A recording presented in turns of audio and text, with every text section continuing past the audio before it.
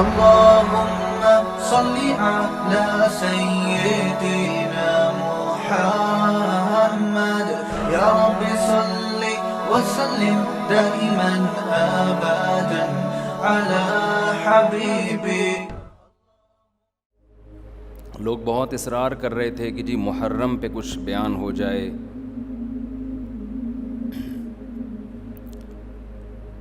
محرم میں دو طرح کے موضوعات ہوتے ہیں. ایک تو کربلا کے موضوع کو بیان کیا جاتا ہے، اس پر میں ایک دفعہ بیان چند سال پہلے کر چکا ہوں کہ اس میں معتدل رائے کیا ہے. کبھی موقع ملا تو دوبارہ بیان کر دیں گے انشاءاللہ کہ اس سے ہمیں اسباق کیا ملتے ہیں، اس میں صحیح بات کیا ہے، واقعے کا صحیح پہلو کیا ہے. اس میں افراط و تفرید بہت ہے، مبالغہ آرائیاں بہت ہیں. سیدنا حسین ابن علی رضی اللہ تعالی عنہ کو کربلا میں شہید کیا گیا، یہ بہت بڑا ظلم ہے، اس میں دو رائے نہیں ہو سکتی. اور بڑی بات یہ کہ حکومت کی سرپرستی میں یہ کام ہوا ہے، اس لیے یہ بڑا ظلم ہے. جو اسلامی حکومت تھی، جو خلافت کی دعوے دار تھی،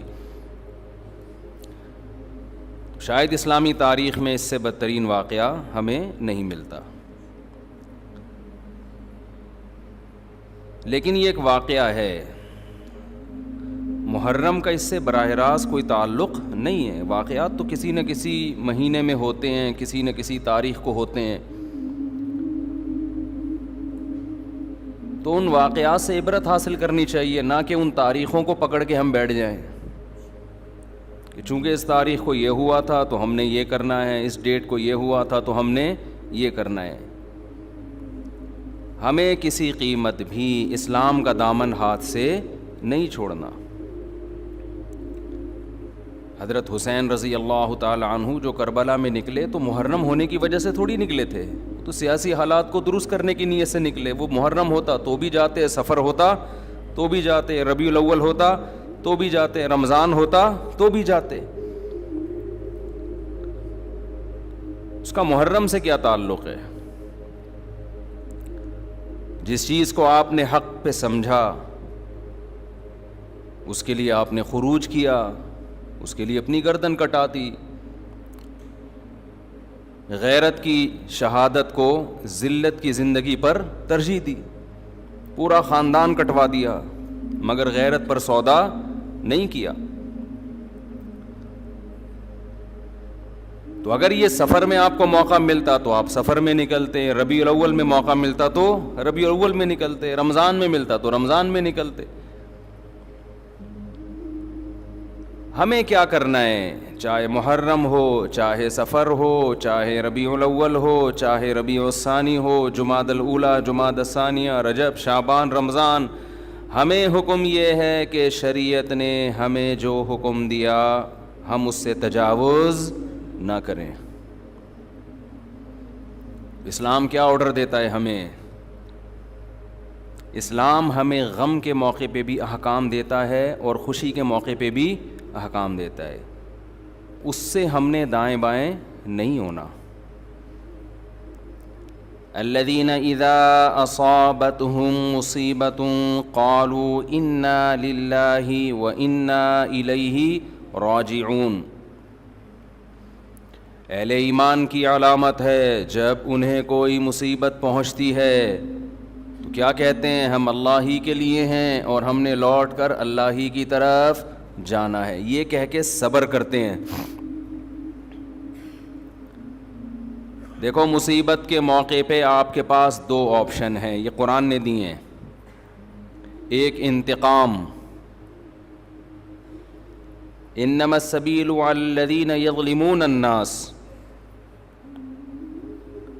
فرمایا جو کسی پہ ظلم کرے گا اس پہ گناہ ہوگا، جو ظلم کا بدلہ لے گا اس پہ گناہ نہیں ہوگا. وَجَزَاءُ سَیِّئَةٍ سَیِّئَةٌ مِثْلُهَا، قرآن کہہ رہا ہے برائی کا بدلہ اسی کے بقدر برائی. یہ بھی آپشن آپ کے پاس ہے.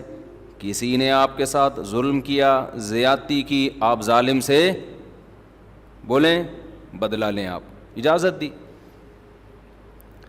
تبھی تو قرآن نے کہا کوئی کسی کو قتل کر دے فقد جعلنا لولیہ سلطانا فلا یسرف فی القتل، اللہ کہتے ہیں ہم نے مقتول کے وارث کو اجازت دی ہے کہ قاتل سے بدلہ لے لے، ہم نے اس کو یہ قدرت دے دی ہے، ہم نے طاقت دے دی ہے، ہم نے اجازت دے دی ہے۔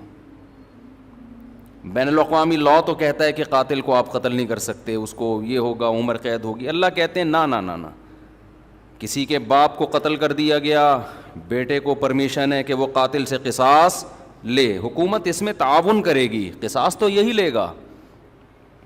حکومت کا کام ہے قاتل کو پکڑ کے مقتول کے وارث کے حوالے کرنا، بتا بھائی چھوڑنا چاہتا ہے یا مارنا چاہتا ہے، حکومت کا یہ کام ہے۔ حکومت چھوڑ نہیں سکتی آپشن، کیونکہ گورنمنٹ کا بندہ نہیں گیا ہے، بندہ تو جس کا گیا اس کو تکلیف ہوئی ہے نا۔ جو سیکولر حکومتیں ہیں وہ انسانوں کو اپنا غلام سمجھتی ہیں، حالانکہ وہ دعویٰ کرتے ہیں کہ ہم انسانوں کو غلامی سے نکال رہے ہیں۔ اسلام کہتے ہیں کہ کسی کے غلام نہیں ہے، کوئی حکومت کا غلام نہیں ہوتا۔ حکومت کا کام مینجمنٹ ہے اور لوگوں کو ظلم کا بدلہ دلانا ہے، عدل و انصاف فراہم کرنا ہے۔ دنیا نے کیا کیا؟ قانون سازی کر کے انسانوں کے اوپر تھوپ دی ہے۔ وہ کیا کیا تھوپی ہے وہ ایک لمبی کہانی ہے، کہ دعویٰ تو یہ ہے کہ ہم آزادی، انسان کو آزاد کر رہے ہیں، آزاد نہیں کر رہے، سب کی غلامی سے نکال کے اپنا غلام بنا رہے ہیں۔ عورت کو شوہر کی غلامی سے نکالا، ریاست کا غلام بنا دیا۔ شوہر جو باپ پہ خرچ کرتا، بیوی پہ خرچ کرتا، بولا نہیں باپ بیوی پہ خرچ نہیں کرو، ایک دھیلا بھی تم پہ، ہمیں ٹیکس دو، 40% ہمیں دو اپنی تنخواہ کا، 1 لاکھ کما رہے ہو 40,000 ہمیں دو، ہماری مرضی، پھر ہم تمہارے باپ کو اولڈ ہاؤس میں کتنا دیں اور تمہاری بیوی کو ہم کتنا دیں، یہ ہماری مرضی، ہمارا ہیڈک ہے، تمہارا نہیں ہے۔ یہ اسلام ریلیشن کا قائل ہے، ریلیشن، شوہر بیوی کا ریلیشن ہے، شوہر بیوی پہ خرچ کرے گا تاکہ بیوی اس سے محبت کرے، بیٹا باپ پہ خرچ کرے گا تاکہ باپ اپنے بچوں کو شوق سے پالیں گے، یہ بڑھاپے میں ہمارا سہارا ہے۔ آپ نے سارے ریلیشن ختم کر کے لوگوں کو غلام بنا دیا، کس کا؟ ریاست کا۔ اسی میں یہی ہے کہ اسلام کہتا ہے کسی کے باپ کو قتل کیا گیا ہے، انتقام کی آگ کس میں بھڑک رہی ہے؟ گورنمنٹ میں تھوڑی بھڑک رہی ہے، حکومت کا کیا لگتا ہے بھائی وہ؟ اچھا بھلا تمیز سے بیان چل رہا تھا، محبت سے غصہ آ گیا مجھے، آرام سے چل رہا تھا نا۔ یہی ہے نا، یہ لبرل لوگوں سے ہمیں واسطہ پڑتا ہے نا، صبح شام گوروں کے گیت گاتے رہتے ہیں بیٹھ کے، مغربی ممالک کے گیت گاتے ہیں، اتنا اچھا سسٹم، اتنا اچھا سسٹم۔ وہ کیا خاک سسٹم ہے یار یہ، جس میں انسان کو اس کے بنیادی حقوق نہیں مل رہے۔ آپ کہہ سکتے ہیں ہمارے ملک میں کون سا مل رہے ہیں، تو ہمارے ملک میں اسلام نہ ہونے کی وجہ سے مل رہے ہیں، اسلام ہوتا تو مل رہے ہوتے، اس میں اسلام کا قصور نہیں ہے، یہ تو ہمارے حکمرانوں کا قصور ہے۔ ڈالر نیچے آ گیا سنا، تھوڑا سا خوش فہمی میں مبتلا ہونے کی ضرورت نہیں ہے، 10 روپے نیچے آئے گا، 20 روپے اوپر جائے گا، یہ تھوڑا سا ڈپریشن کم کرنے کے لیے گورنمنٹ کرتی ہے کہ تھوڑا سا نیچے لا کے دھکا دے کے اوپر لے کے جاؤ، تو یہ سیٹ اپ، خیر یہ ایک الگ تبصرے ہیں۔ تو اسلام ہے جو آپ کو بنیادی حقوق دیتا ہے۔ میرے باپ کو اللہ نہ کرے کوئی قتل کر دے، گورنمنٹ کا نقصان نہیں ہے، نقصان کس کا ہے؟ میرا انتقام کی آگ مجھ میں بھڑکتی ہے، اس کا نقصان یہ ہوتا ہے کہ میں قاتل کو تلاش کروں گا، وہ نہ ملے اس کے بھائی کو مار دوں گا، وہ نہ ملے اس کے ماموں کو مار دوں گا، جو ہوتا ہے قبائلی علاقوں میں۔ اسلام نے اس پہ پابندی لگا دی، نا نا نا نا نا نا۔ اللہ کہتے ہیں فقط جعلنا لولیہ سلطانا، دیکھو ہم نے تمہارے جذبات کا خیال کیا ہے، ہم نے تمہیں طاقت دی ہے کہ قاتل سے بدلہ لوگے تمہیں گناہ نہیں ملے گا۔ اب جب ہم نے تمہیں تمہارا حق دے دیا تو اب حد سے تجاوز نہ کرو۔ کیا مطلب؟ قاتل کے علاوہ کسی اور سے بدلہ لینے کی کوشش نہ کرو۔ اس نے آپ کا ایک مہمان مارا، آپ نے کہا ہم اس کے 2 مہمان ماریں گے، یہ کام، وہ ایک پنجاب والا چلا گیا نا، پنجاب والا چلا گیا وزیرستان میں، وہاں قبائلی لڑائیاں ہو رہی تھیں، تو وہ کہیں باہر اس کو چارپائی پہ سلا دیا انہوں نے، تو اس کو ڈر لگ رہا ہے یار ان کی تو دشمنی اٹھا اٹھا کی رات کو آوازیں آتی، مجھے کو مار بور کے نہ چلا جائے، اس نے دروازہ بجایا, بھائی مجھے اندر سلا. اس نے کہا کیوں, گھبرا کیوں رہا ہے؟ اس نے کہا مجھے ڈر ہے آپ لوگ کی دشمنیوں میں نہ مارا جاؤں. اس نے کہا فکر نہ کرو, وہ ہمارا ایک مہمان مارے گا, خدا کی قسم اس کا 10 مہمان مارے گا.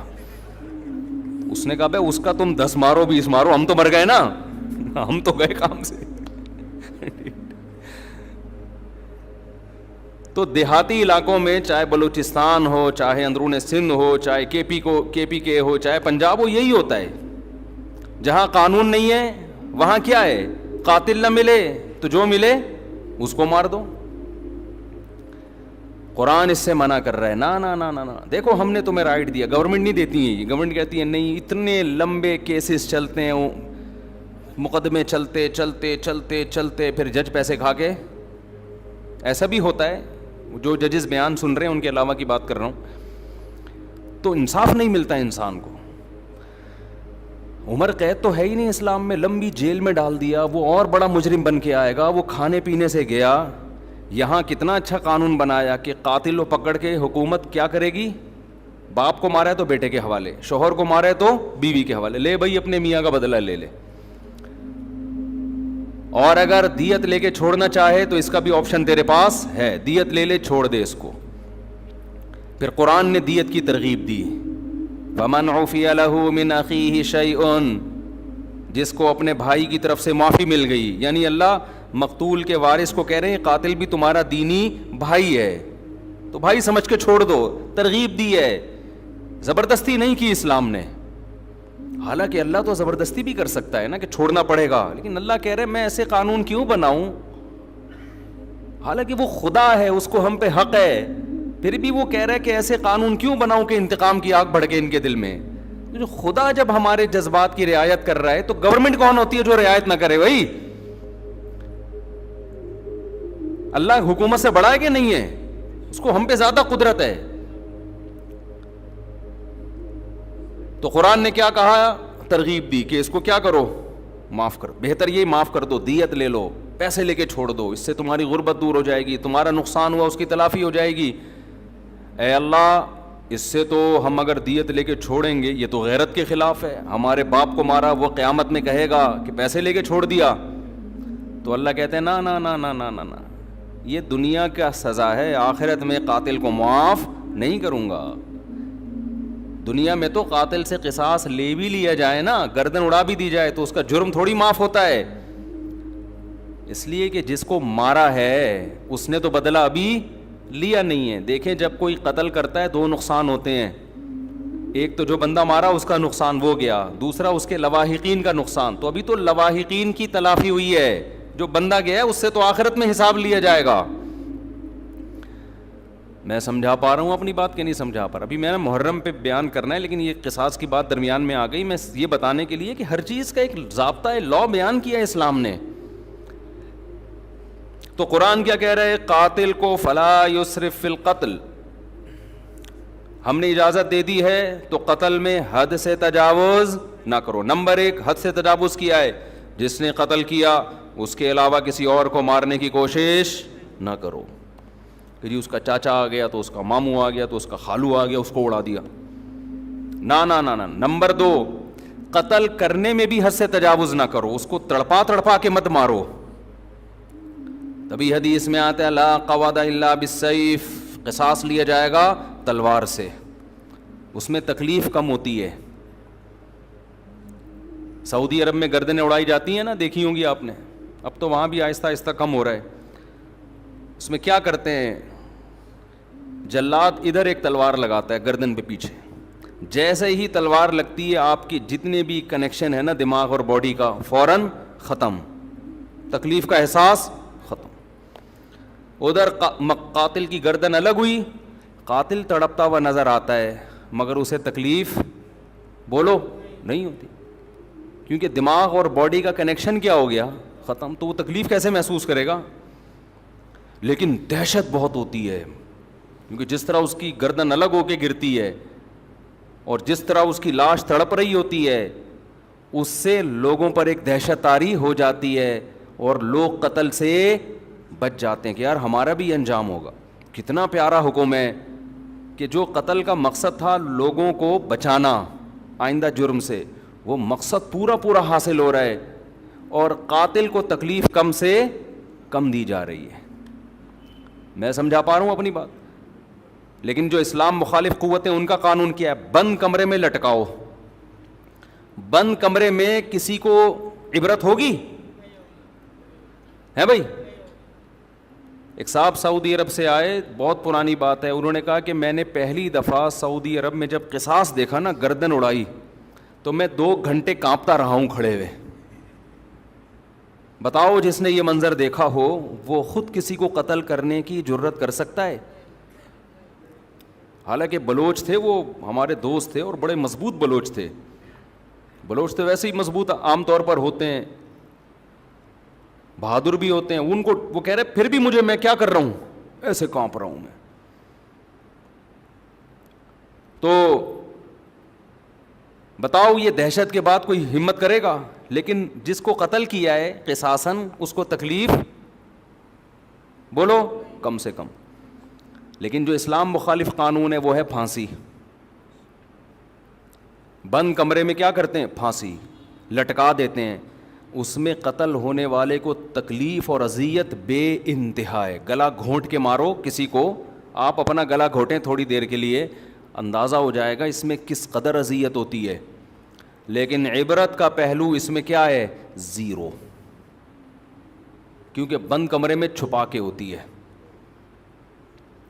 ایک نقصان تو یہ. دوسرا نقصان, جب کھلے عام قصاص لیا جاتا ہے جو اسلام کا حکم ہے, اس میں معافی کا آپشن بہت زیادہ ہے. جو قاتل مقتول ہے نا, اس کے وارثوں کو پبلک کہے گی کہ یار اس کو کیا کرو, چھوڑ دو, ہمیں ترس آ رہا ہے. ساری دنیا کے سامنے چوک پہ بٹھائے ہوئے اس کو گردن اڑانے کے لیے, چھوڑو یار دیت لے کے کیا کرو, بولو نا معاف. این اس وقت زیادہ ترس آتا ہے لوگوں کو, اس بات کا امکان ہے کہ قاتل معاف کر دے. اور بہت سے ایسے واقعات ہوئے ہیں جب چوک پہ لایا گیا اور جلاد تلوار لے کے کھڑا ہوا ہے, لوگوں نے آ کے درخواستیں کی چھوڑ دو, تو مقتول کے وارثوں نے کیا کہا؟ معاف کیا. بہت ہیں. بند کمرے میں پھانسی میں یہ حکمت, یار نہیں بول رہے رفیع بھائی, پولیس لے کر آؤ. جملہ آپ کو جو ہے سینٹنس جو ہے جملہ کمپلیٹ کیا کریں, جس سے مجھے احساس ہوتا ہے کہ دیکھو میں پوری بیداری کے ساتھ بیان کر رہا ہوں. 1.5 پراٹھے کھا کے بیٹھا ہوں میں یہاں پہ. مجھے ڈاکٹر کہہ رہے ہیں کہ نہیں پراٹھے نہیں کھاؤ, یہ عمر پراٹھوں کی نہیں ہے, کوئی بھی عمر نہیں ہے پراٹھوں کی. لیکن اگر ناشتے میں پراٹھے نہ ہوں تو وہ بیان ایسا مرجھایا ہوا ہوتا ہے, پھر جیسے آپ بیٹھے ہوئے ہیں نا, پھر میں ویسے بیٹھا ہوا ہوتا. تو اس کی ہم نے تلافی یہ کی ہے کہ بھائی صبح پراٹھے کھا لو, دوپہر کا کھانا نہ کر دو. کیا خیال ہے؟ اس کی تلافی اس طریقے سے, پراٹھے چھوڑ دیں, دنیا چھوڑ دے آدمی, ناشتے میں اس کے بغیر مزہ نہیں ہے. کھائے تو مزے کی چیزیں نا. ڈاکٹر لوگ جو ڈائٹنگ پلان بناتے ہیں اس میں تو انسان کے زندگی کے مزے, آپ دیکھو کیٹو ڈائٹ کے نام سے آج کل آ رہا ہے کہ صبح یہ کھائیں, پالک کے اتنے پتے کھا لیں. ہم بکری کو کھلاتے ہیں پالک کے پتے, اتنا پودینہ, اس میں اتنے ٹماٹر ڈال کے چاٹ بنا کے کھا لیں اس کو. اور پھر دوپہر کو آپ نے تھوڑے سے پتہ نہیں کیا کرتے ہیں وہ, یہ کھا لیں 2 انڈے, اور یہ رات کو آپ تھوڑا سا گوشت, وہ بھی نمکین بالکل سوکھا. اس سے آپ کی صحت بہت اچھی ہو جائے گی. تو کرنا کیا ہے بھائی ایسی صحت کے اچھے کر کے, کیا خیال, زندگی لمبی ہو جائے گی آپ کی. پتے کھا کے 90 سال جینے سے بہتر ہے گوشت کھا کے, انڈے کھا کے, پراٹھے کھا کے 50 سال میں یا 40 سال میں مر جائے آدمی. میں خود صحت کا قائل ہوں کہ انسان کو پھوڑنا پھاڑنا نہیں چاہیے, صحت کا بہت خیال کرنا چاہیے, کیونکہ جب بیمار ہوتا ہے تو اندازہ ہوتا ہے صحت کتنی بڑی نعمت ہے. لیکن اس کو اپنے اوپر مسلط کرنے کی بالکل بھی ضرورت نہیں ہے. جلدی سے ایک چھوٹی سی بات بتا کے بس آگے چلتا ہوں میں. صحت بنانا ہے, کم کھاؤ, محنت زیادہ کرو, بس. یہ بڑا بہترین معتدل سا اصول ہے, کھاؤ کم. اب ہم نے صبح پراٹھے پھوڑے ہیں تو دوپہر شاٹ, ٹھیک ہے نا. جب تک شدید بھوک نہیں لگے گی تو نہیں کھائیں گے ہم. رات کو تو بہت ہی کم کھاؤ, کیونکہ سونا ہوتا ہے تو توند بھر کے سو گے تو پھٹو گے ایک دن دھماکے کے ساتھ.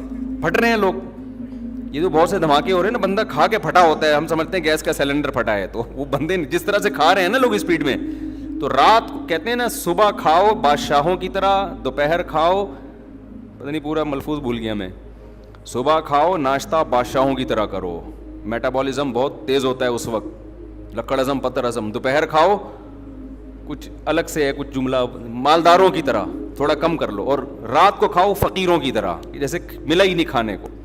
ہمارے یہاں الٹا ہے, صبح ایک سلائس بریڈ میں نا ڈبو کے کھا رہے ہیں بس ایک انڈا, دوپہر کو تھوڑا بڑھا دیا اور رات کو پھوڑتے ہیں, اس کو کھانا کہتے ہی نہیں ہیں, پھر سو جاتے ہیں. تو الٹا چل رہا ہے.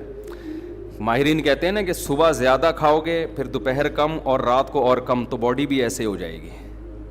اور اگر الٹا چلایا نا صبح کم دوپہر زیادہ, تو باڈی بھی کیسی ہو جائے گی, ایسی اوپر سے چلنا شروع ہو گیا, ایسے پھولتے چلے جاؤ گے. خیر کہاں سے کہاں بات چلی گئی. تو میں قصاص کی بات کر رہا تھا, یہ بات درمیان میں آ گئی, محرم پہ آؤں گا انشاءاللہ ابھی. تو عرض یہ کر رہا تھا کہ دیکھو کتنی حکمتیں ہیں نا اسلام کی, تو کوئی دین اسلام جیسا ہے نہیں, ہو نہیں سکتا. تو اس میں معافی کا بھی چانس زیادہ ہے کہ قاتل کو معاف کرنے کا آپشن اس میں زیادہ ہے. جب کھلے عام ہوگا تو انسان کا دل نرم ہو جاتا ہے, چل بھائی چھوڑ دیا میں نے, لوگ بھی اس کو ترغیب دیتے ہیں. تکلیف کم سے کم ہے جس سے قصاص لیا جا رہا ہے. اچھا ایک اور فائدہ کیا ہے, دنیا میں لا بنتے ہیں, قانون بنتے ہیں, جو بڑے بڑے ماہرین بحث کرتے ہیں کہ یار اگر ہم قاتل کو قتل کر دیں گے, پھانسی دے دیں گے, تو ایک بندہ تو مرا ہی ہے انسان, اس کے بدلے میں ایک اور کو ہم نے مار دیا, تو یہ کون سا کمال کر لیا. سمجھ میں آ رہی ہے بات؟ یعنی قتل کو روکنے کے لیے ایک اور بندے کو قتل کر دینا, یہ کون سا کمال ہے. دنیا میں جو لوگ بھی پھانسی کی سزا کے خلاف ہے نا, جو ہیومن رائٹس کی بات کرتے ہیں, وہ یہ دلیل دیتے ہیں کہ جرم کو روکنے کے لیے بندہ قتل ہونے سے بچاؤ, قتل ہونے سے بچا کے جرم سے روکو اس کو. سمجھ میں آ رہی بات؟ بھائی زید نے بکر کو قتل کیا, اب دنیا کے ماہرین کہتے ہیں بکر ایک انسان ہے نا, دنیا سے چلا گیا, مزید دنیا سے انسان نہ جائیں اس کے لیے انسان ہی کو ختم کر دینا, یہ کون سی لاجک ہے.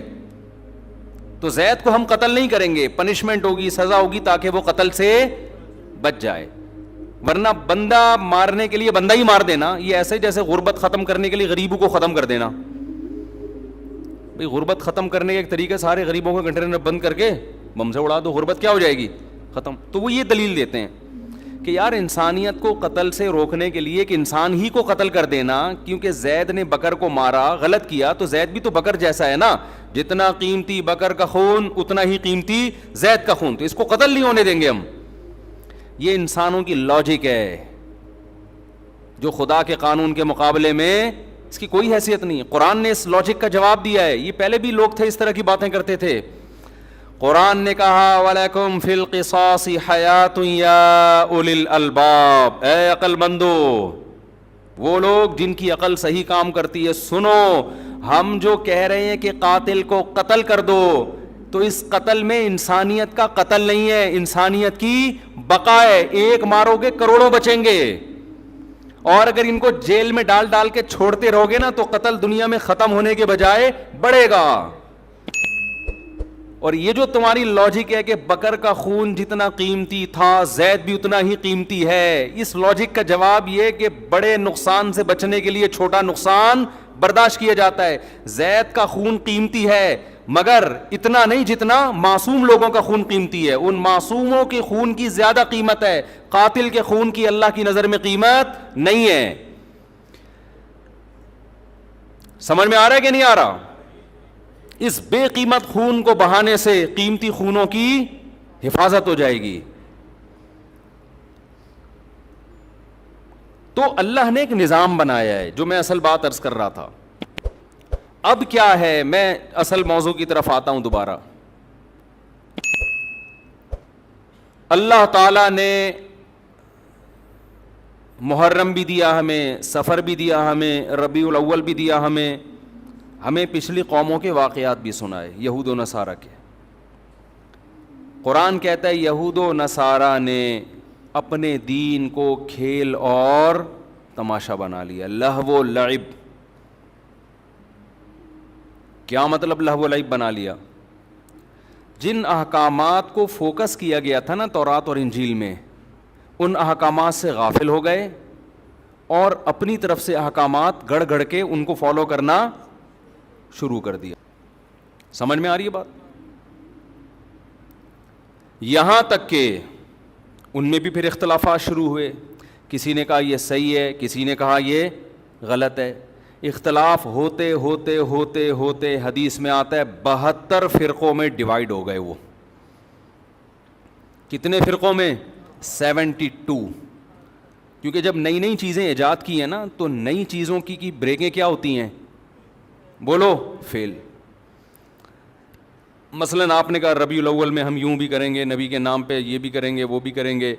تو بھئی جب آپ دن منا رہے ہیں تو کچھ لوگوں نے کہا پھر کیک بھی کاٹیں گے, پراپر سالگرہ منائیں گے. کچھ نے اس کی مخالفت کی, کچھ نے حمایت کی. مخالفت کرنے والوں کے پاس بھی کوئی دلیل نہیں ہے, اس لیے کہ جس بیس پہ آپ مخالفت کر رہے ہو کہ یہ صحابہ سے ثابت نہیں ہے, تو جو آپ کر رہے ہو وہ کہاں سے ثابت ہے؟ تو ٹکڑوں میں بٹنا, فرقوں کے اندر فرقیاں نکلنا شروع, فرقوں کے اندر فرقیاں. پھر بعض نے کہا ہم 12 ربیع الاول کو عید کی نماز بھی پڑھیں گے, کیونکہ جب عید کا دن ہے تو نماز بھی ہونی چاہیے. اور ہو رہی ہے بعض علاقوں میں عید کی پراپر نماز. اس پہ انہی کے علماء نے اعتراض کیا کہ بھئی عید کی دو عیدوں کی نمازیں ثابت ہیں, 12 کو نماز ثابت نہیں ہے.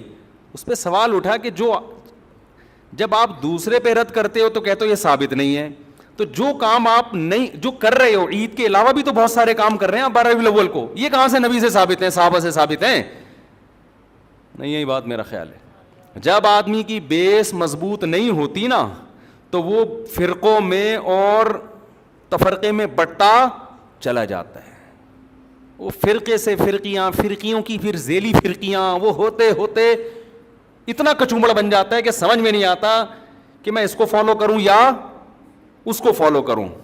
میں سمجھا پا رہا ہوں اپنی بات؟ تو نبی نے فرمایا بنی اسرائیل 72 میں, میری امت 73 فرقوں میں تقسیم ہوگی. لے بھائی اب آپ تو ہو گئے نا کنفیوز, کیا خیال ہے؟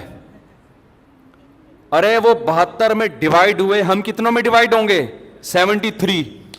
اب آپ بتاؤ اگر نبی صرف اتنی بات بتاتے, آگے نہ ہوتا, تو ہم تو پاگل ہو جاتے کہ نہیں ہو جاتے؟ مجھے لگ رہا ہے آپ نہ پاگل ہوں گے نہ عقل مند ہوں گے. پاگل ہو جاتے ہیں نا کہ یار ہم تو اتنے کنفیوز ہو جائیں گے, کون سا, لوگ مجھ سے آ کے کہتے ہیں سمجھ میں نہیں آتا کون سا مولانا درست ہے, گرین چینل صحیح ہے کہ وائٹ چینل صحیح ہے کہ بلیک چینل صحیح ہے, کالے کپڑے پہنے کہ سفید کپڑے پہنے کہ پیلی چپل پہنے کہ نیلی چپل پہنے, چپلوں میں, کرتوں میں, ٹوپیوں میں, بغیر ٹوپی والے, ٹوپی والے. پنجاب میں ایسی مسجد بھی ہے, میں پنجاب گیا ہوا تھا تو مسجد میں 2 جماعتیں ہو رہی تھی, ٹوپی والوں کی الگ اور بغیر ٹوپی والوں کی الگ. ایک فرقہ ہے وہ کہتا ٹوپی نہیں پہنو, وہ کبھی بھی ٹوپی نہیں پہنتے. ایک ٹوپی والوں کی الگ ہو رہی تھی اور بغیر ٹوپی والوں کی الگ ہو رہی تھی. تو فرقے در فرقیاں, یہ فرقیاں لفظ میں نے خود نکالا ہے, فرقی یہ ہے نہیں عربی میں, لیکن یہ اردو میں یہی اچھا لگ رہا ہے. جیسے مولانا ہوتے ہیں نا, ہمارے سر میں تو مولانا کا مطلب مولانا, مولوی کا مطلب تھوڑا سا چھوٹا قسم کا. اور ایک حضرت نے ایک لفظ نکالا تھا مولوڑی, جو بالکل جس کو کچھ بھی نہ آتا ہو لیکن مولانا بن کے گھوم رہا ہو. تو کہتے ہیں یہ جو مولوڑی ہیں نا یہ فساد پیدا کرتی ہیں, نہ یہ مولوی ہے نہ یہ مولانا ہے, یہ کیا ہے, چھوٹی چھوٹی مولوڑیاں. ان کو آتا کچھ بھی نہیں ہے لیکن مولانا بنے ہوئے فتوے دے رہے ہوتے ہیں. تو 73 فرقوں میں امت کیا ہوگی؟ ڈیوائیڈ. ہم ابھی اسی سے ڈرے بیٹھے تھے کہ یار اتنے فرقے, نبی نے ہمیں اور ڈرا دیا. آگے جو الفاظ ہیں اس سے تو اور زیادہ خوف پیدا ہو رہا ہے, پھر نبی تسلی بھی دیں گے, اور خوف پیدا ہو رہا ہے. آپ نے فرمایا کلہم فی النار الا واحدہ, ایک کے علاوہ سب کے سب کہاں جائیں گے؟ جہنم کی آگ میں. سب کو اٹھا کے پھینک دے گا اللہ جہنم میں.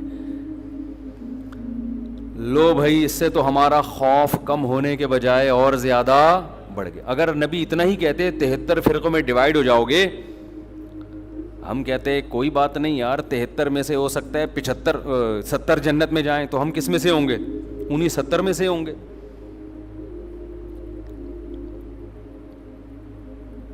یہ بہت اہم بیان کر رہا ہوں, اس کو کھوپڑی میں بٹھائیں کسی طریقے سے. کلہم فی النار, سب کے سب کہاں ہوں گے؟ جہنم میں. صرف ایک کیا ہوگا, وہ کہاں جائے گا؟ جنت میں. صحابہ علم پر حریص تھے, انہوں نے فوراً نبی سے پوچھ لیا کہ یا رسول اللہ وہ ایک جنتی کون سا ہے؟ اگر یہ نہ پوچھتے تو کتنا بیڑا غرق ہو جاتا ہمارا. نبی نے اس فرقے کا نام نہیں بتایا. یہ بھی ہمارے نبی نے ہم پر بہت بڑا احسان کیا, کیونکہ اگر نبی نام بتاتے تو سب لوگ وہی نام رکھ لیتے. ایک آدمی کہتا ہے جی یہ میری طرف سے مٹھائی لے جاؤ, وسیم نام کا آدمی ہوگا, صرف اسی کو دینا. اب مجمع میں ایک وسیم ہے, سلیم ہے, غفار ہے, ستار ہے, یعقوب ہے, یوسف ہے, سارے بیٹھے ہوئے ہیں, بھوک سب کو لگ رہی ہے, مٹھائی کھانے کا سب کا دل کر رہا ہے. شناختی کارڈ کسی کے پاس نہیں ہے. پہلے سے اس نے اناؤنس کر دیا کہ بھائی وسیم نام کے آدمی کے لیے مٹھائی آ رہی ہے, تو سارے وسیم بن جائیں گے کہ نہیں بن جائیں گے؟ سب کہیں گے وسیم کون ہے؟ میں ہوں. اس کو پتا ہے اس نے کون سا نادرا میں جا کے دیکھنا ہے, ایک مٹھائی کے ڈبے کے لیے نادرا میں تھوڑی لے کے جائے گا, سب وسیم بن جائیں گے. آج یہی ہو رہا ہے. جماعت المسلمین نے کہا کہ نبی صلی اللہ علیہ وسلم نے فرمایا قرب قیامت میں جماعت المسلمین کو لازم پکڑنا.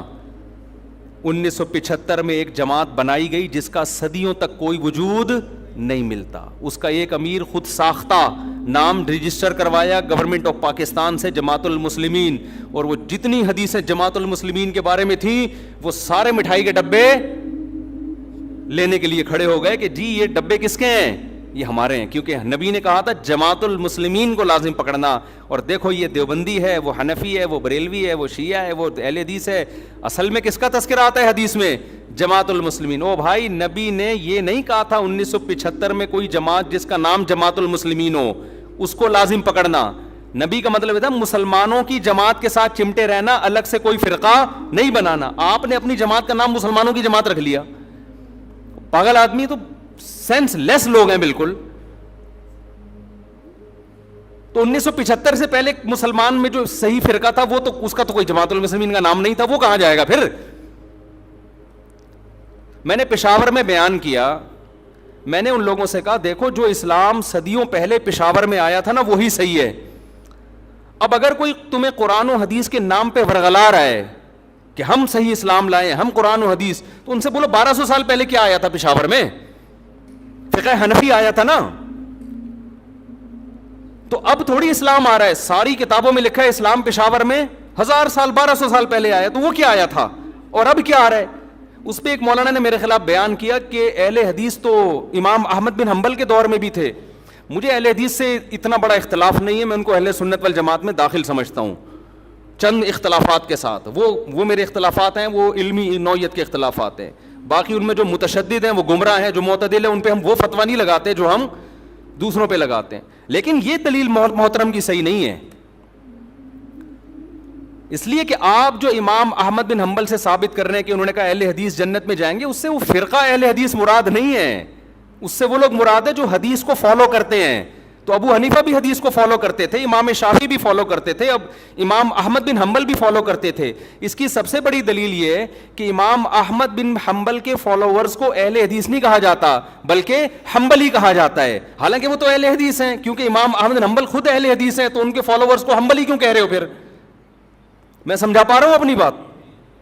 تو آج لفاظی ہے, الفاظوں سے کھیلا جا رہا ہے, الفاظوں سے, ناموں سے کیا جا رہا ہے. ناموں سے نہیں ہوتا. وہ کہتے ہیں نا ملتے جلتے ناموں سے دھوکہ نہ کھائیں. چاول کی بوری پہ لکھا ہوا ہے, چینی کی بوری پہ لکھا ہوا ہے چاول. ایک آدمی نے دکان میں چینی کی بوری ہے, لکھا ہوا کیا ہے؟ چاول. کسی نے بولا چینی ہے لکھا ہوا چاول کیوں؟ کہہ رہے مکھیوں کو دھوکہ دینے کے لیے. مکھی دھوکے میں آئے گی؟ مکھی لیبل دیکھ کے کبھی بھی دھوکے میں نہیں آتی, وہ خوشبو دیکھ کے جاتی ہے. ہمارے نبی سے صحابہ نے پوچھا کہ اس فرقے کا نام بتائیں. آپ نے نام نہیں بتایا کیونکہ سب لیبل اچھا لگا کے دھوکہ دیتے. آپ نے اس فرقے میں جو خوشبو ہے اس کو بتایا کہ اس میں خوشبو کیا آ رہی ہوگی, اس میں جو علامتیں ہیں وہ کیا ہیں. جہاں اسمیل آ رہی ہو نبی اور صحابہ کی, اس اسمیل کی طرف چلے جانا, اور جہاں نبی کو لغت سے نکال دیا یا نبی کو تو رکھا ہوئے صحابہ کو نکال دیا, اس کے قریب اس کے لیبل اور نام کو دیکھ کر جانے کی کوشش نہ کرنا. آج ہمارا لوگ خون پی لیتے ہیں, کئی طلاقیں دے رہے ہیں, 3 طلاقیں. جس کو دیکھو سعودی عرب کے بن باز کا فتویٰ, صالح العثیمین کا فتویٰ, ان 2 مفتیوں کا فتویٰ کہ بھی سعودی عرب یہ کہہ رہا ہے کہ 3 طلاقیں ایک ہوتی ہیں. میں کہتا ہوں تم نے کلمہ سعودی عرب کا پڑھا ہے یا نبی اور صحابہ کا کلمہ پڑھا ہے؟ کوئی ایک صحابی دکھا دو جس نے 3 طلاق کو ایک کہا ہو, اور میں درجنوں دکھاؤں گا آپ کو. یار آپ لوگوں نے صحابہ سے بھی زیادہ سعودی عرب کے علماء کو بنا لیا ہے. یہ تو 15ویں صدی کے علماء ہیں.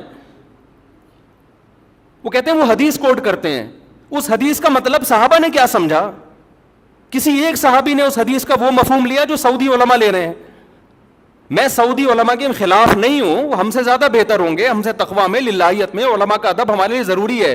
مگر آپ نے جب تقلید کرنی ہے تو آپ سعودی علماء کی کرو گے یا صحابہ کی؟ صحابہ کی کرو گے. آپ فقہ حنفی کو نہیں مانتے, آپ شافعی کو نہیں مانتے, صحابہ کو تو سب مانتے ہیں نا. کوئی ایک صحابی دکھا دو جس نے 3 طلاق کو ایک کہا ہو. حتیٰ کہ جو صحابی 3 کو ایک کہنے والی حدیث بیان کر رہے ہیں وہ بھی 3 کو کتنی کہتے ہیں؟ 3 کہتے ہیں. اس کا مطلب اس حدیث کا وہ مفہوم نہیں ہے جو بن باز مراد لے رہے ہیں. ایسے تماشے ہو رہے ہیں نا طلاقوں کے بعد آج کل. شوہر طلاقیں دیتا ہے, بیوی اپنی مرضی کا فتویٰ, بیوی کو رہنا ہے تو اہل حدیث سے فتویٰ لا رہی ہے, نہیں رہنا تو حنفیوں سے فتویٰ لے کے آ رہی ہے. قرآن نے جہاں طلاق کے مسائل بیان کیے وہاں اللہ نے کہا کہ اللہ کی آیات کو, اللہ کے احکام کو مذاق نہ بناؤ. اہل حدیث حضرات علماء کی انتہائی عزت کے ساتھ, لیکن میں یہ اپنا رونا میں ان کے سامنے روتا ہوں کہ آپ لوگوں کی وجہ سے طلاق کے احکام مذاق بن چکے ہیں اس وقت. آپ اس پہ دوبارہ سے تحقیق کریں. اس لیے ہم کہتے ہیں لوگوں کو مجتہدین کو فالو کرو, ان کا علم آج کے مولویوں سے زیادہ, وہ قرآن و حدیث کو آج کے لوگوں سے زیادہ بہتر سمجھتے تھے. ہم قرآن حدیث کے مقابلے میں ابو حنیفہ کو فالو نہیں کرتے, خوب سمجھ لو. ہمارا یہ رائے ہے, فتویٰ ہے, جو صحیح حدیث کے مقابلے میں ابو حنیفہ کو فالو کرے گا کافر ہو جائے گا. گمراہ تو دور کی بات ہے. بات یہ ہوتا ہے کہ حدیث کا ایک تشریح ابو حنیفہ کہتے ہیں, ایک تشریح آپ کی نظر میں ہوتی ہے. ہم اس تشریح کو ترجیح دیں گے جو ابو حنیفہ کی رائے ہوگی. آپ کی رائے پر ابو حنیفہ کی رائے کو ترجیح دے رہے ہیں, نبی کی رائے پر ابو حنیفہ کی رائے کو ترجیح نہیں دے رہے. خدا کی قسم لا الہ الا اللہ, جو قرآن و حدیث پر ابو حنیفہ کو ترجیح دے گا اللہ کی قسم کافر ہو جائے گا وہ. ہمارا موقف 2 اور 2 4 کی طرح ہے, لیکن بات یہ آپ کے کہنے سے نہیں ہم کریں گے. آپ کی ایک رائے ہے جو صحیح بھی ہو سکتی ہے غلط بھی, ابو حنیفہ کی بھی ایک رائے ہے جو صحیح بھی ہو سکتی ہے غلط بھی, لیکن اس میں غلطی کا امکان کم, آپ میں غلطی کا امکان زیادہ ہے.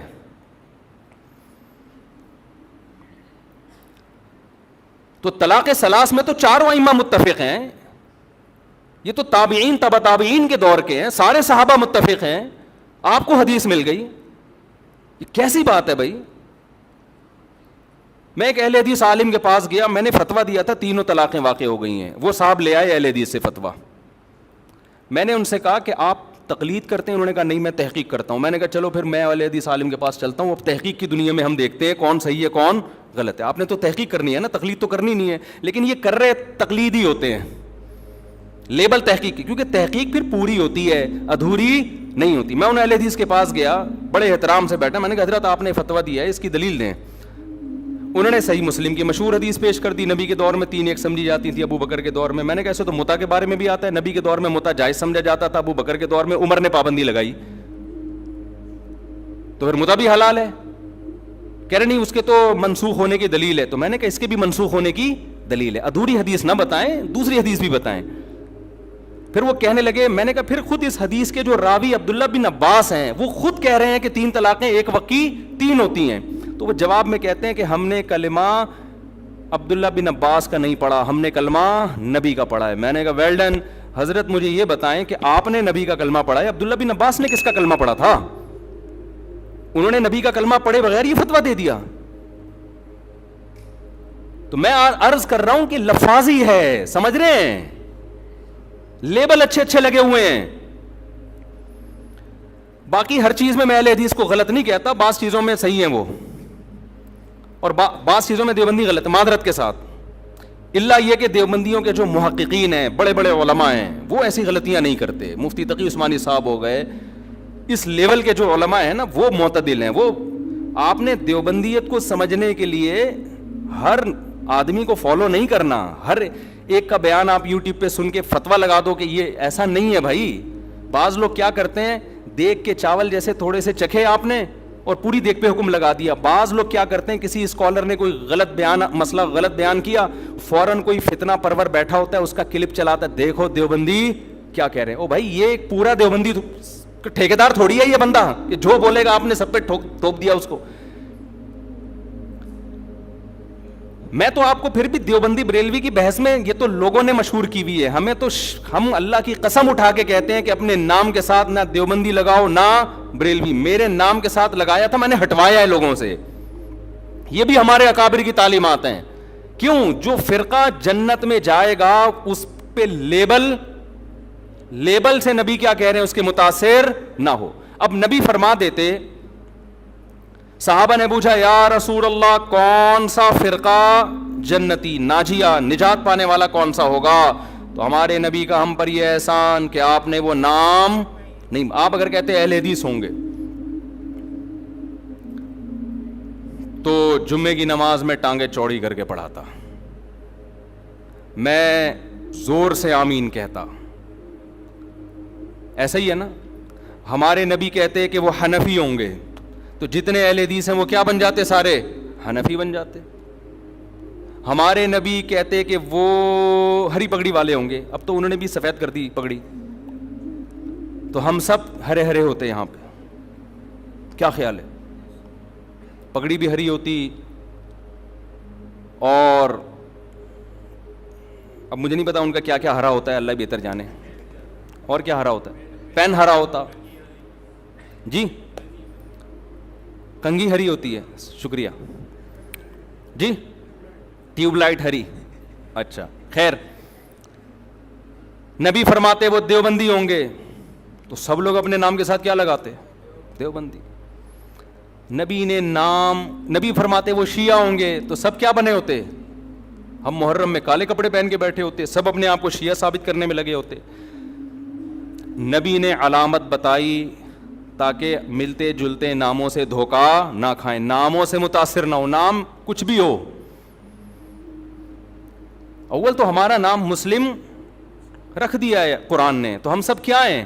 مسلم ہیں, جس کو اردو میں مسلمان کہا جاتا ہے. ہمیں کسی اور شناخت کی بالکل ضرورت نہیں ہے. سوال پیدا ہوتا ہے پھر یہ مشہور کیسے ہو گئے دیوبندی بریلوی؟ میں بار بار کہتا ہوں یہ لوگوں نے نام دیے ہیں آسانی کے لیے. مثال کے یہ لوگ کیوں نام دیتے ہیں؟ آپ کہیں رشتہ لینے کے لیے جائیں, لڑکی والے آپ کا کانسیپٹ پوچھنا چاہتے ہیں کہ یہ میلاد شریف والا ہے, تیجے 40ویں والا ہے, ربیع الاول میں پروگرام والا ہے, یا یہ والا نہیں ہے. اب وہ پوری ڈیٹیل پوچھیں تمہارا عقیدہ کیا ہے, پوری ڈیٹیل کے بجائے شارٹ نام رکھا ہوا, بھائی جو یہ کرتے ہیں ان کو بریلوی کہا جاتا ہے, جو یہ نہیں کرتے ان کو کیا کہا جاتا ہے؟ دیوبندی. تو ان شارٹ وہ انہوں نے, کیونکہ مسلمان تو دونوں ہی کہلاتے ہیں نا. ایک صاحب مجھے کہنے لگے آپ حنفی کیوں ہیں, آپ مسلم کیوں نہیں ہیں؟ میں نے کہا ہم حنفی شافی کے مقابلے میں ہیں, غیر مسلم کے مقابلے میں ہم مسلم ہیں. ہم دیوبندی بریلوی کے مقابلے میں کہلاتے ہیں, غیر مسلم کے مقابلے میں تھوڑی ہم دیوبندی ہیں, تو مسلم ہیں. تو اللہ نے ہمارا نام مسلم غیر مسلم کے مقابلے میں رکھا ہے. باقی نام بھی ہم نے نہیں رکھے, پبلک نے اپنی آسانی کے لیے رکھے, پھر وہ مشہور ہو گئے. ورنہ نہ دیوبندیت میں کچھ ہے نہ بریلویت میں کچھ ہے. اصل میں تو وہ علامت جو نبی بیان کر رہے ہیں, وہ علامت جس میں پائی جائے گی, خواہ وہ دیوبندیت کے نام سے ہو, اہل حدیث کے نام سے ہو, بریلوی کے نام سے ہو, شیعہ کے نام سے ہو, سنی, اس سے کوئی فرق نہیں پڑتا. نام تو وہی دینا چاہیے مسلم. لیکن میں بتا رہا ہوں لوگ اپنی آسانی کے لیے نام دیتے ہیں. کس مکتبہ فکر سے آپ کا تعلق ہے, تاکہ ان شارٹ بات ہو جائے نا. تو نام نبی قرآن نے ہمیں مسلم دیا, اور علامت کیا بتائی؟ صحابہ نے پوچھا یا رسول اللہ کیا کون سا فرقہ؟ آپ نے فرمایا ما انا علیہ و اصحابی. کیا بلاغت ہے یار اس کلام میں، سارے فرقوں کا پول پٹیاں کھول دیں. آپ نے یہ نہیں فرمایا جو قرآن کو فالو کرے گا، یہ نہیں فرمایا، کیونکہ ہر فرقہ نسبت کہاں کرتا ہے؟ کیونکہ قرآن تو سب کی بیس ہے نا، قرآن ہی سے نکل گئے. کیا خیال ہے بھائی؟ ایک فرقہ مسلمانوں میں آئے اور کہ میں تورات کو مانتا ہوں قرآن کو نہیں مانتا ہوں، تو ہے ہی نہیں، تو کسی کھاتے میں ہے ہی نہیں، نکل یہاں سے. بیس تو قرآن ہے اور قرآن کو ماننا بھی ضروری، اس کو فالو کرنا بھی، لیکن فرقوں میں جب فرق کیا جا رہا ہے تو قرآن کا تذکرہ نہیں. ما انا علیہ، جس پر میرا عمل، میں چلوں، تو نبی جس پر چلے اس کو تو حدیث کہا جاتا ہے. اور یہ بھی نہیں فرمایا حدیث، کیونکہ حدیث قول، عام طور پر حدیث کا اطلاق قول پر ہوتا ہے. بخاری میں ایک روایت آ گئی، مسلم میں ایک روایت آ گئی، لوگ اس کو حدیث سمجھتے ہیں. نبی کا جو پراپر عمل رہا ہے، کس پر آپ صلی اللہ علیہ وسلم عمل کر کے گئے ہیں، اس کو آج کل کے لوگوں نے حدیث سے خارج کر دیا. مثال کے طور پر امام مالک حدیث لے کر آتے ہیں ہاتھ باندھ کے نماز پڑھنے کی، فتویٰ دیتے ہیں ہاتھ چھوڑ کے نماز پڑھی جائے. میں مسجد نبوی میں بیٹھا ہوا تھا، ایک صاحب تقریر کر رہے تھے اردو میں، سارے فتنے وہاں اردو اسپیکنگ جا کے پھیلاتے ہیں، عرب میں نہیں عام طور پہ یہ تشدد. اس سے کسی نے پوچھا کہ ہاتھ چھوڑ کے نماز پڑھنا کیسا ہے؟ انہوں نے کہا بالکل ناجائز، بدعت. کیوں؟ حدیث میں آتا ہے ہاتھ باندھ کے نماز، ہم حدیث کو فالو کریں گے، امام مالک کو فالو نہیں کریں گے. اتنی سختی سے امام مالک پہ رد کیا. میں نے کہا اس جگہ امام مالک نے کئی سال بیٹھ کے درس دیا ہے، اس نے ان کی شخصیت کا بھی احترام نہیں کیا. عوام یہ میسج لے کے جا رہی ہے کہ قرآن و حدیث کا اس کو پتہ ہے، امام مالک کو پتہ نہیں تھا، حالانکہ وہ تو تبع تابعین میں سے ہیں. حدیث میں آتا ہے ان قریب ایک شخص پیدا ہونے والا ہے مدینہ میں جس کی طرف پوری دنیا سے علم کے لیے لوگ آئیں گے. اکثر علماء اس طرف گئے، اس سے مراد امام مالک ہیں. اکثر علماء اس طرف گئے. اتنے بڑے عالم کا مذاق اڑا دیا آپ نے. آپ یوں کہہ سکتے تھے کہ حدیث میں آتا ہے کہ ہاتھ باندھ کے نماز. امام مالک نے دیکھا کہ مدینہ والے ہاتھ چھوڑ کے نماز پڑھ رہے ہیں. امام مالک نے اس سے دلیل پکڑی کہ انہوں نے صحابہ کو دیکھا ہوگا، اور صحابہ نے کس کو دیکھا؟ نبی کو. تو اگرچہ باندھنے کا تذکرہ ہے لیکن نبی کا آخری عمل کیا تھا؟ ہاتھ چھوڑ کے. تو امام مالک کی رائے میں یہ دلیل ہے. وہ کہہ رہے ہیں کہ حدیث میں تو ہمیں باندھنے کا تذکرہ ملتا ہے، لیکن جو عمل مل رہا ہے ہمیں پریکٹیکلی، جو تواتر مل رہا ہے وہ چھوڑنے کا مل رہا ہے. تو عملی تواتر کو وہ زیادہ ویلیو دے رہے ہیں قولی حدیث سے، تو وہ بھی حدیث ہی پر عمل کر رہے ہیں. پھر آپ ایک رائے بیان کر دیتے کہ بھئی ان کی رائے بھی ٹھیک ہے، دلیل ان کی بھی بنتی ہے، لیکن ہم حدیث کے ظاہر کو دیکھتے ہیں، بھئی باندھنے کا تذکرہ ہے تو ہم کہتے ہیں نبی نے جو چھوڑ کے نماز پڑھی ہوگی، ہو سکتا ہے وہ کسی عذر سے پڑھی ہو، یا ہو سکتا ہے کہ جی وہ آسانی کے لیے، یہ بتانے کے لیے کہ یہ بھی جائز ہے. تو ادب کا تقاضا یہ کہ باندھ لیے جائیں. لیکن اگر کوئی امام مالک کی رائے کو فالو کر رہا ہے تو ہم اس کو بھی برا نہیں کہیں گے. یہ انداز ہوتا تو میرا خیال ہے زیادہ اچھا ہوتا. لیکن آج کل کے اسکالرز جو قرآن حدیث کے ٹھیکیدار بنے ہوئے ہیں، ان کا یہ اسٹائل بولو نہیں ہے. ان کا یہ اسٹائل ہے کہ حدیث مجھے آتی ہے، باقی سارے جاہل ہیں. یہ تو امام مالک کے بارے میں. اگر وہ پوچھ لیتے نا رفع الیدین کا مسئلہ امام حنیفہ کا، پھر تو وہ ایک دم آگ نکلنا شروع ہو جاتی. جو اسٹائل امام مالک کا تھا کہ مدینہ میں نے لوگوں کو ہاتھ چھوڑ کے نماز پڑھتے ہوئے پایا ہے، رفع الیدین نہ کرنے کے بارے میں وہی دلیل کس کی ہے؟ امام ابو حنیفہ کی، کہ کوفہ علم کا مرکز تھا.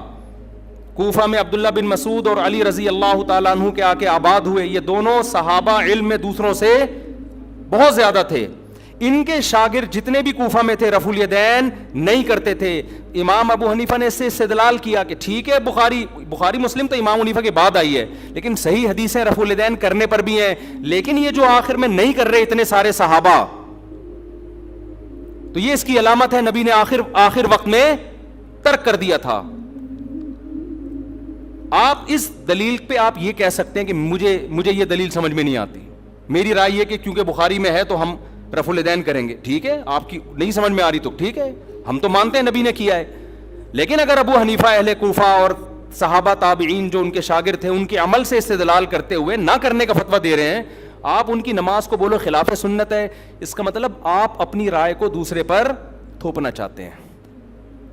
امام ترمذی جو امام بخاری کے شاگرد ہیں، جب رفع الیدین کرنے کا ذکر کیا نا انہوں نے، آپ ترمذی میں دیکھ سکتے ہیں عربی میں، تو اس میں کہتے ہیں وَبِهِ يَقُولُ بَعْضُ أَهْلِ الْعِلْمِ مِنْ أَصْحَابِ النَّبِي، رفع الیدین کرنا بعض اہل علم صحابہ کی رائے تھی. جب رفع الیدین نہ کرنے کا تذکرہ کیا ہے تو پھر لکھتے ہیں وَبِهِ يَقُولُ غَيْرُ وَاحِدٍ مِّنْ أَهْلِ الْعِلْمِ مِنْ أَصْحَابِ النَّبِي، یہی اہل علم صحابہ میں بہت سارے لوگوں کی رائے ہے. یہ کون کہہ رہے ہیں؟ امام بخاری کے شاگرد. حالانکہ وہ خود بھی رفع الیدین کے قائل تھے، لیکن دلیل میں صحابہ کی جب بات آ رہی ہے تو کیا کہہ رہے ہیں؟ تو میں آپ سے عرض کر رہا ہوں کہ ہر محدث، ہر مجتہد کا اپنا ایک اصول ہوتا ہے، اور اس کا بنیادی مقصد کس کو فالو کرنا ہے؟ نبی کو فالو کرنا. تو آپ صرف قولی حدیث لے رہے ہو، نبی کا عمل نہیں دیکھ رہے، یہ مسٹیک ہے.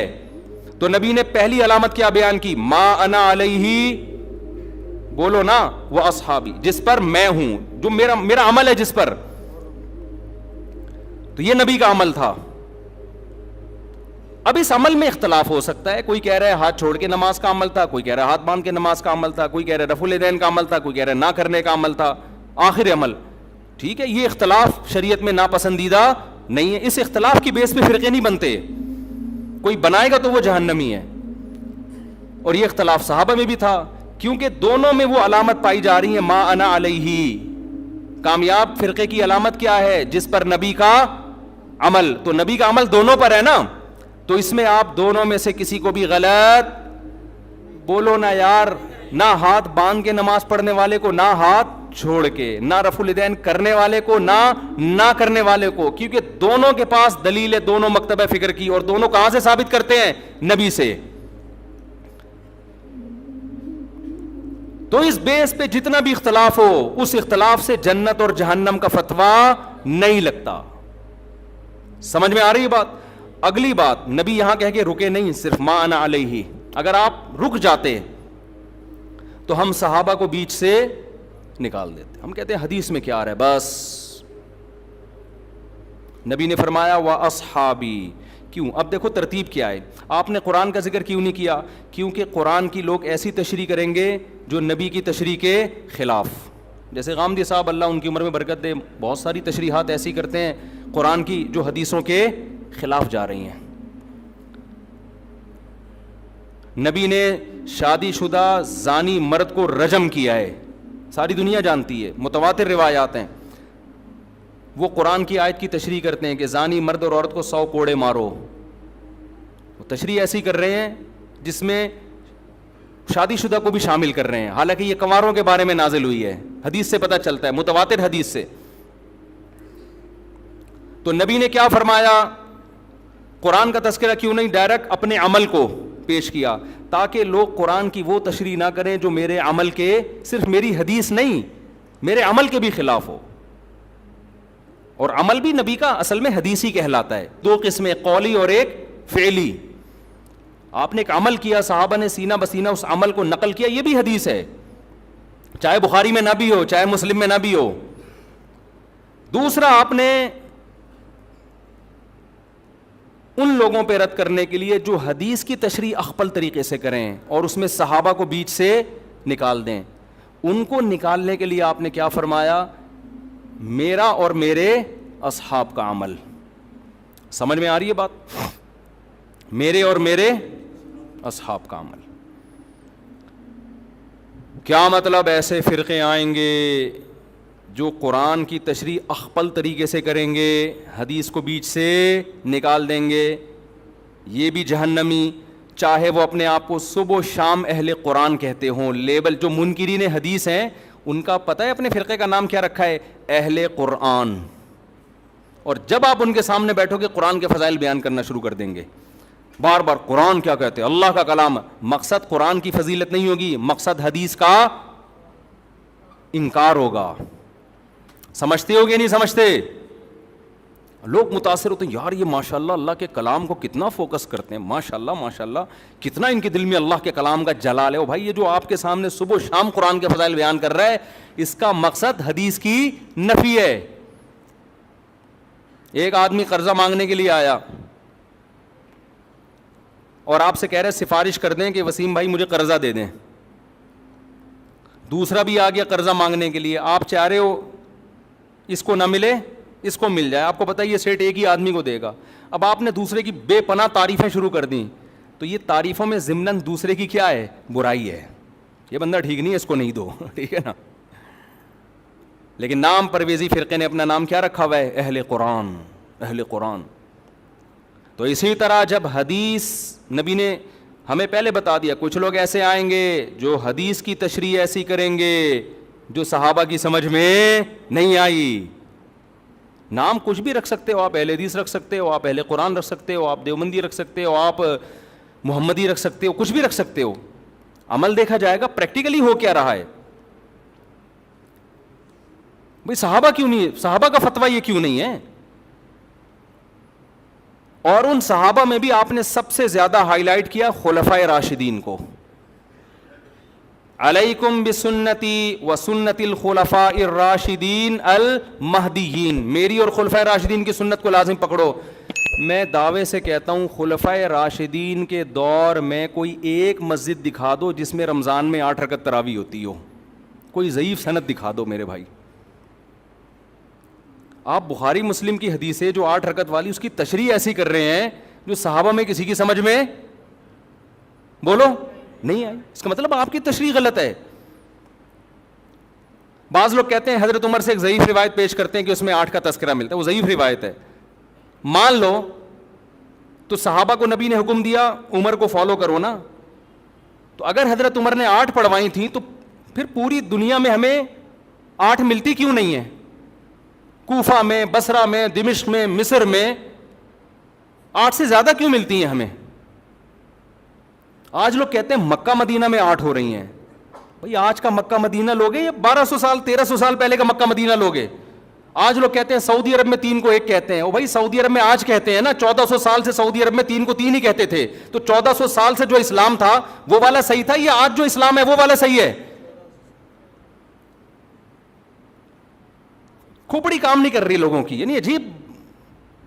ایک صاحب مجھے کہنے لگے آپ لوگ پتہ نہیں کیا باتیں کرتے ہو, وہاں تو مصر میں بھی 3 طلاق کا 1 ہو گئی ہے, یہ سوڈان میں بھی 3 1 ہو گئی ہیں, اور پاکستان میں بھی ہو رہی ہیں قانونی. اور میں نے کہا یہ اب ہو رہی ہیں, اسلام آج آئے 1400 سال پہلے آیا تھا. اب ہونا اس کی علامت ہے کہ اب تک نہیں تھا, اب تک 3 ہی تھیں. لوگ کہتے ہیں پوری دنیا میں 8 تراویح ہو رہی ہے, آپ لوگ کو پتہ نہیں کیا حدیث پڑھ رہے ہو. کب سے شروع ہوئی ہیں 8؟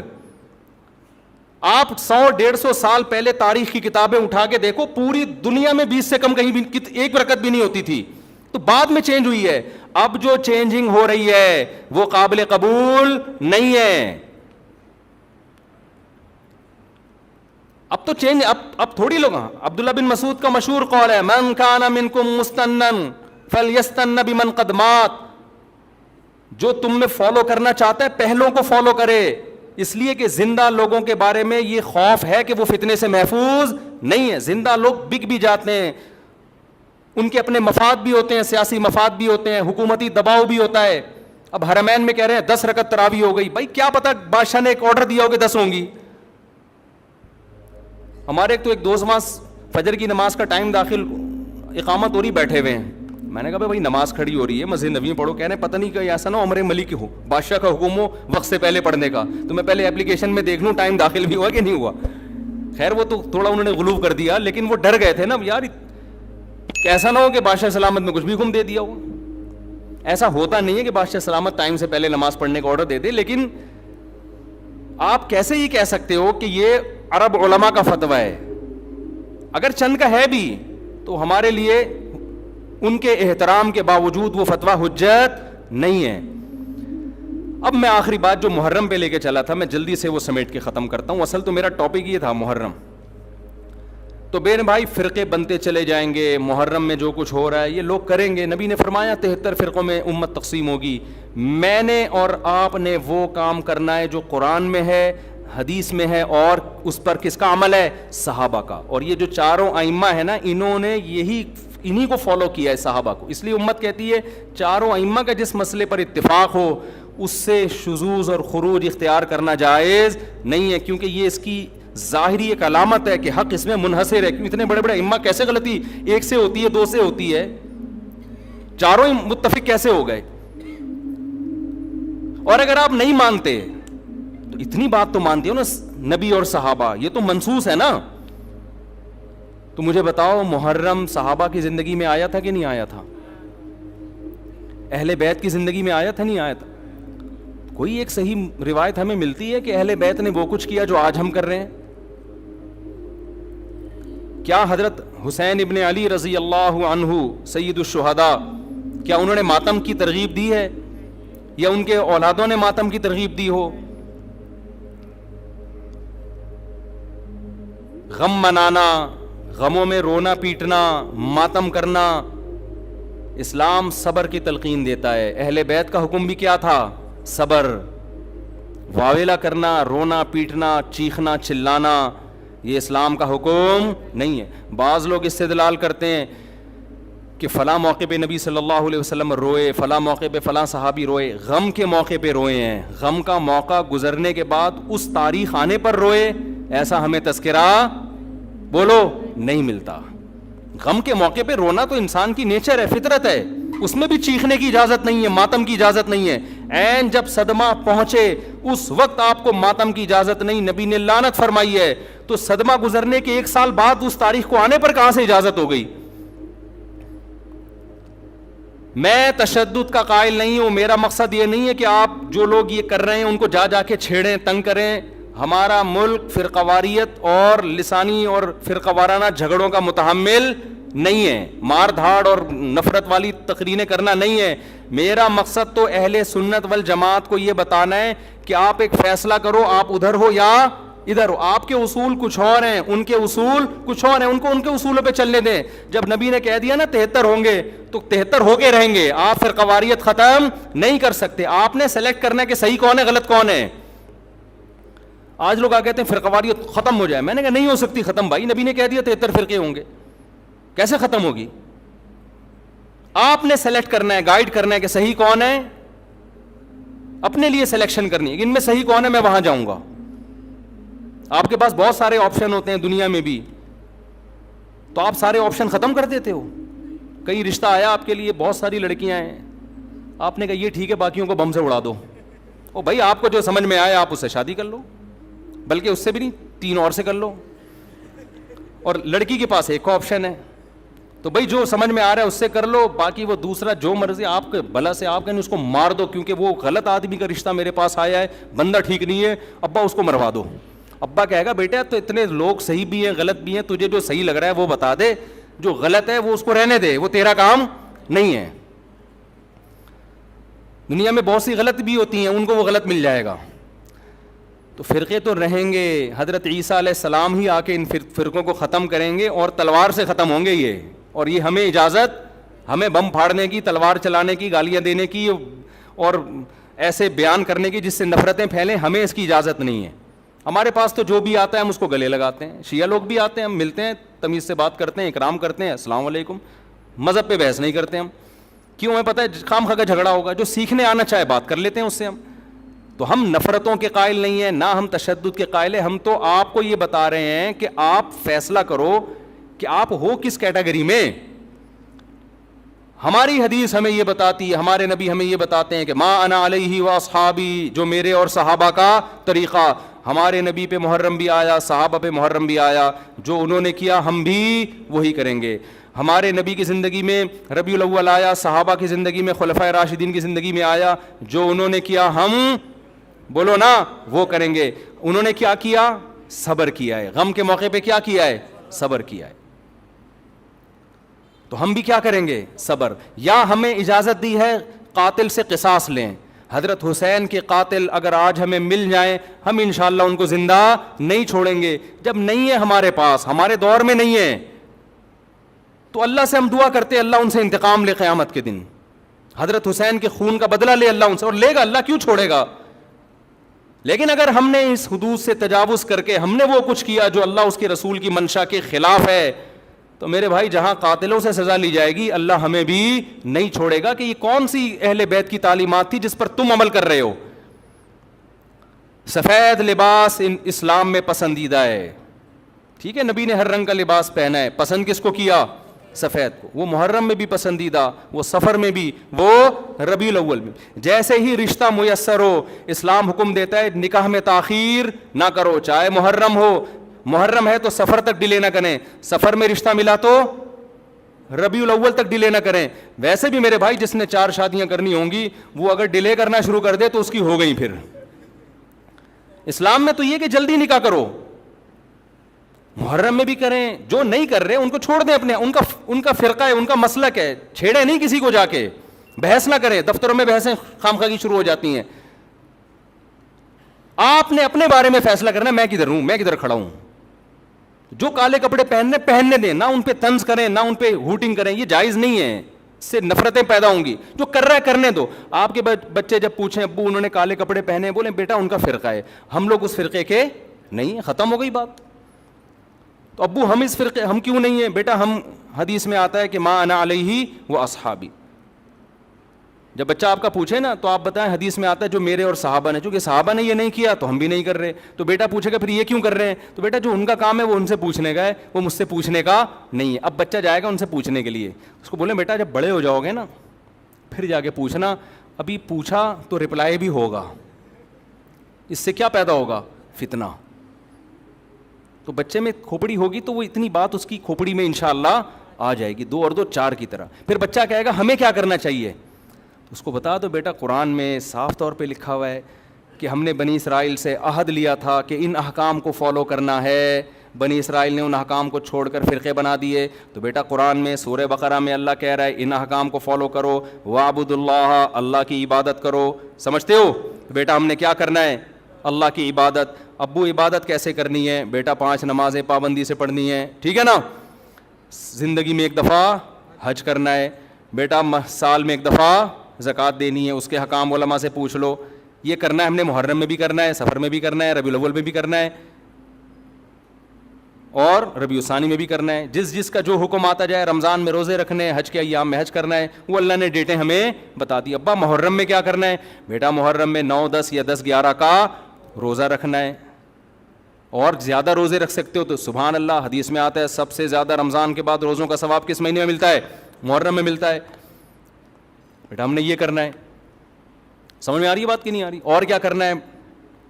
اور اس سے بولو قرآن میں اللہ کہتا ہے وَلَا تُشْرِكُوا بِهِ شَيْئًا، اللہ کی عبادت کرنی ہے، اس کے ساتھ کسی کو شریک نہیں، پکارنا نہیں ہے صرف یا اللہ مدد، نہ یا علی مدد، نہ یا غوث اعظم مدد، نہ یا رسول اللہ مدد. یہ سارے نعرے بیٹا ہم لوگوں کے بولو نہیں. اچھا ابو فلاں نے فلاں کتاب میں لکھا ہے کہ یا رسول اللہ مدد تو دائرے اسلام سے خارج ہے. بیٹا کون دائرے میں داخل ہے کون خارج ہے یہ تیرا ہیڈ ایک، کیونکہ بچے نے اس کو لے کے پھر وہ فتوے دینا شروع. بیٹا اس کو چھوڑ دے اپنے حال پہ. میں جو تو نے کرنے کے کام ہے وہ میں تجھے بتا رہا ہوں.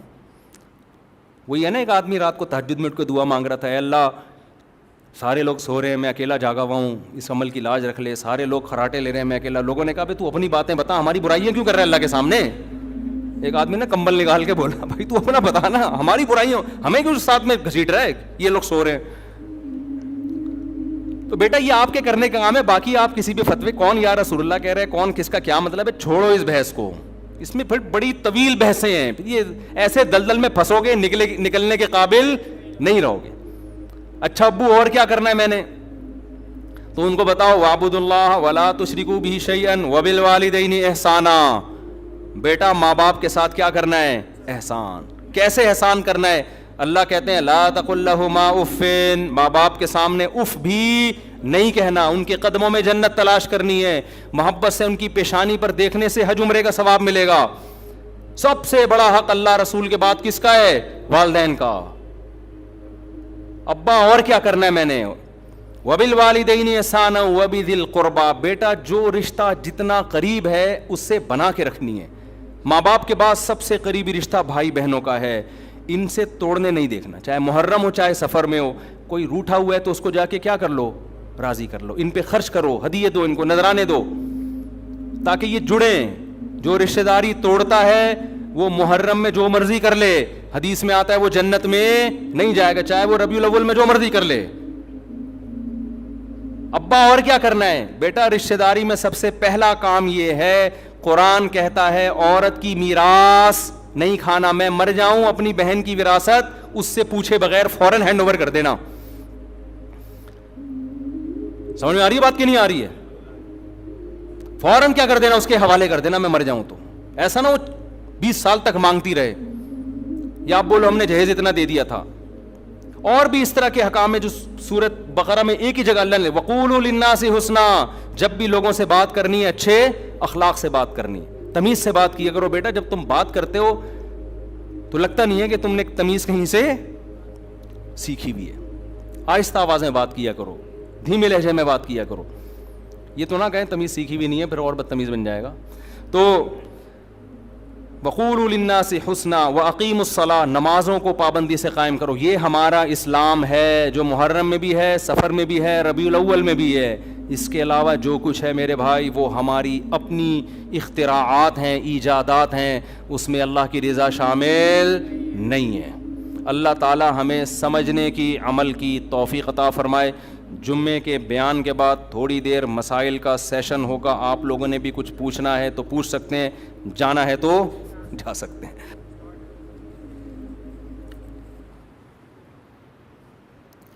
یہ میں نے آج بیان میں جو حضرت حسین رضی اللہ عنہ کے لیے سید الشہداء کا لفظ استعمال کیا, تو حدیث میں یہ حضرت حمزہ کے لیے استعمال ہوا ہے, تو اس کو کریکشن کر لیں. حضرت حسن اور حسین کو سیدہ شبابی اہل الجنہ, جنت کے نوجوانوں کا سردار کہا گیا ہے.